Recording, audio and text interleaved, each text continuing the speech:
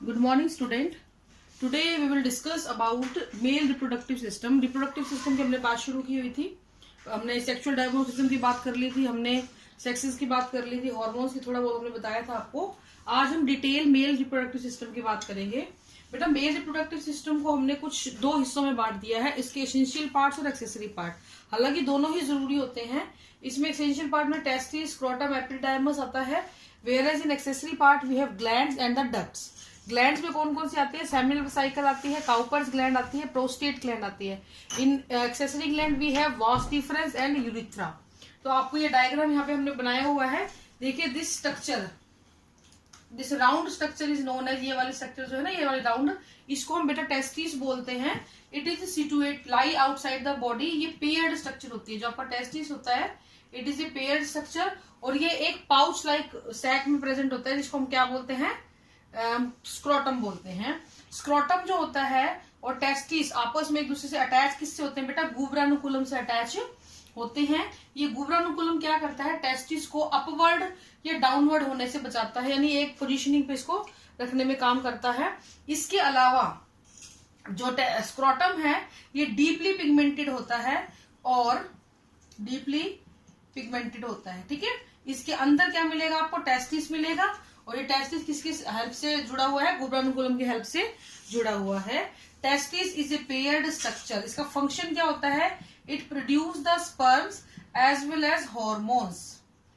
ये स्पर्म्स को प्रोड्यूस करती है और हॉर्मोन्स को भी प्रोड्यूस करता है. तो बेसिकली मेल गैमेट को फॉर्म करने का काम और मेल हार्मोन को काम, स्पर्म का और टेस्टोस्टेरोन, टेस्टोस्टेरोन हार्मोन दोनों को ही सिक्रीट करने का काम करता है. ये स्पर्म जो होते हैं ये प्यूबरिटी के बाद आते हैं. प्यूबरिटी में आपको ऑलरेडी बता चुकी हूँ क्या होता है. ठीक है, क्वेश्चन आता है कि जब हमारी बॉडी के सारे ऑर्गन बॉडी के अंदर हैं, why these testis lie outside the body? Testis body से बाहर क्यों होते हैं? स्क्रोटम के अंदर बाहर, स्क्रोटम के अंदर है, फिर वो प्यूबरिटी से बाहर क्यों है?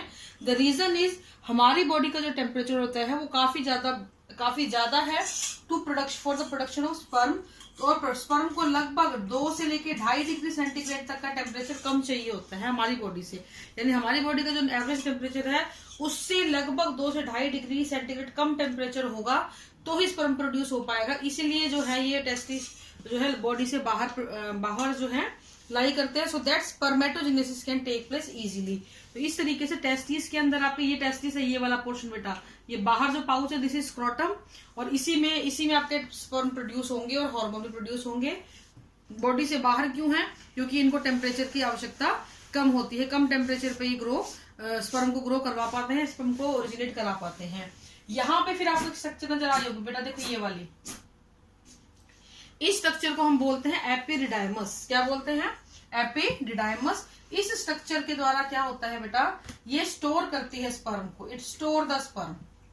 Epididymis store the sperm. कुछ टाइम के लिए स्पर्म को स्टोर करने का काम ये करती है. बहुत बार पूछा जाता है. स्क्रोटम का मैं आपको बता ही चुकी हूँ. स्क्रोटल सैक जो होते हैं थर्मोरेगुलेटर की तरह काम करती है. स्पर्म प्रोड्यूस नहीं होगा अगर ये बाहर बॉडी के बाहर लाई नहीं करेगा तो. ठीक है, वो इसके बाद आता है आपका epididymis store the sperm. Sperm को स्टोर करने का काम करता है. उसके बाद ये ट्यूब लाइक स्ट्रक्चर आपको नजर आ रही होगी, ये यहाँ तक फैली हुई होती है. This is tube like structure. अब यहाँ से आप एब्डोमिनल कैविटी या पेट का हिस्सा शुरू हो जाता है और ये वॉस डिफरेंस के जरिए स्पर्म जो है वो आपकी बॉडी के अंदर एंटर करता है via tube, and this tube is known as vas deferens. मैंने उधर वीडी लिखा हुआ है ना, दैट इज वॉस डिफरेंस. ठीक है, नेक्स्ट हम बात करेंगे वॉस डिफरेंस का फंक्शन में बता चुकी है आपको. It carry the sperm toward the urethra. Urethra के पास लेके जाता है स्पर्म को, और टेम्परेरीली स्टोर, कुछ लोग ये मानते हैं कि टेम्परेरीली स्टोर भी इसी में होते हैं, लेकिन एपिडाइमस में भी स्टोर होते हैं. जब स्पर्म यहां से ट्रेवल करता हुआ इधर जा रहा होता है तो रास्ते में सेमिनल वेसिकल, काउपर ग्लैंड और प्रोस्टेट ग्लैंड, इन तीनों ग्लैंड के सिक्रीशन स्पर्म के साथ जुड़ते हैं. और जब स्पर्म और ग्लैंडुलर सिक्रीशन आपस में जुड़ता है तो क्या बनता है बेटा? सीमन बनता है. ठीक है, तो सीमन का फॉर्मेशन होता है. इस तरीके से आपको सीमन प्रोड्यूस होगा. ये यूरिनरी ब्लैडर है, यहां से यूरिन भी पास होगा, और इस पैसेज को, इस वाले रास्ते को हम क्या बोलते हैं बेटा? यूरिथ्रा बोलते हैं. यूरिथ्रा एक 20 सेंटीमीटर लंबी ट्यूब होती है, लगभग 20 सेंटीमीटर की ट्यूब होती है ये, जो यूरिनरी ब्लैडर से अराइज करती है और पेनिस में पूरी तरह पैरेलल चलती है। ये दोनों काम करती है। जो यूरिथ्रा है इसके दो फंक्शन है। क्या क्या फंक्शन है? एक तो यूरिन को पास करना, यूरिन पास में हेल्प करती है, और दूसरा यूरिथ्रा का फंक्शन क्या होता है बेटा? सीमन को भी यही कैरी करती है। इसीलिए इस पैसेज को हम यूरिनोजेनाइटल ट्रैक बोल देते हैं। यूरिनोजेनाइटल का मतलब क्या हुआ कि जो ऐसा ट्रैक जो यूरिन को भी पास करने में हेल्प करे प्लस स्पर्म को भी कैरी करे, उसको हम बोलेंगे यूरिनोजेनाइटल ट्रैक। तो इस तरीके से आपका यूरिथ्रा जो है वो करेगा। इसके बाहर जो ये मस्कुलर स्ट्रक्चर आपको नजर आ रही है, this is known as penis.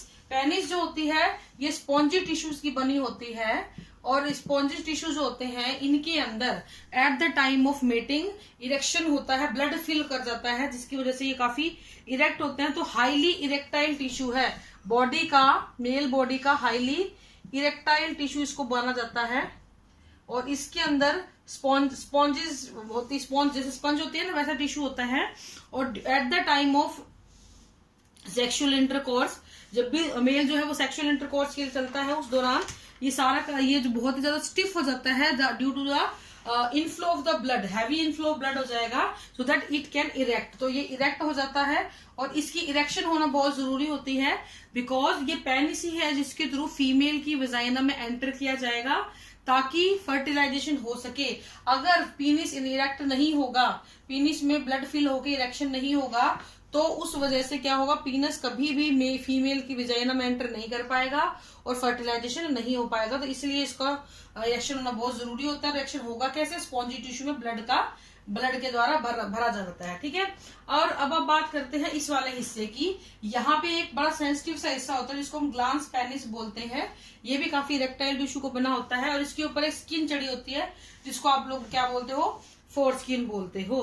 तो इस तरीके से testis produce the sperm, epididymis store the sperm, vas deferens carry the sperm, Cowper gland, seminal cycle, prostate gland ये सिक्रीशन देती हैं ताकि सीमन बन सके। यहाँ पे यूरिन होता है, यूरिन पास करना होगा तो यूरिन पास हो जाएगा, जब सीमन निकालना होगा तो सीमन पास हो जाएगा। एक कॉमन पैसेज यहाँ पे होता है। This is all about male reproductive system. तो आपके सिलेबस में बहुत ज्यादा डिटेल में नहीं है, इतना ही है बेटा। ये इसमें सारी चीजें मैं आपको लगभग बता चुकी हूँ। सीमन का क्या काम होता है? सीमन के अंदर नरिशमेंट होता है, एक लिक्विड मीडियम प्रोवाइड करता है, फ्रक्टोज वगैरह होती हैं, एसिडिक सिट्रिक एसिड वगैरह होता है। तो बेसिकली ये सीमन जो होता है, सीमन को बेसिक बिहेवियर देता है, बेसिक नेचर का बना देता है, क्योंकि फीमेल की जो वजाइना होती है एसिडिक नेचर की होती है। अगर डायरेक्ट बेसिक नेचर सीमन का नहीं होगा तो इस एसिड की वजह से स्पर्म खत्म हो जाएंगे, तो ये जो है स्पर्म को खत्म होने नहीं देता। इसके अलावा सीमन में फ्रक्टोज होता है। फ्रक्टोज क्या करता है बेटा? ये स्पर्म को नरिशमेंट देने का काम करता है। तो इस तरीके से ये डिफरेंट ग्लैंड्स हैं और डिफरेंट डक्ट्स हैं और डिफरेंट पार्ट्स हैं मेल रिप्रोडक्टिव सिस्टम के। ठीक है बेटा, this is all for today. Thank you and have a nice day.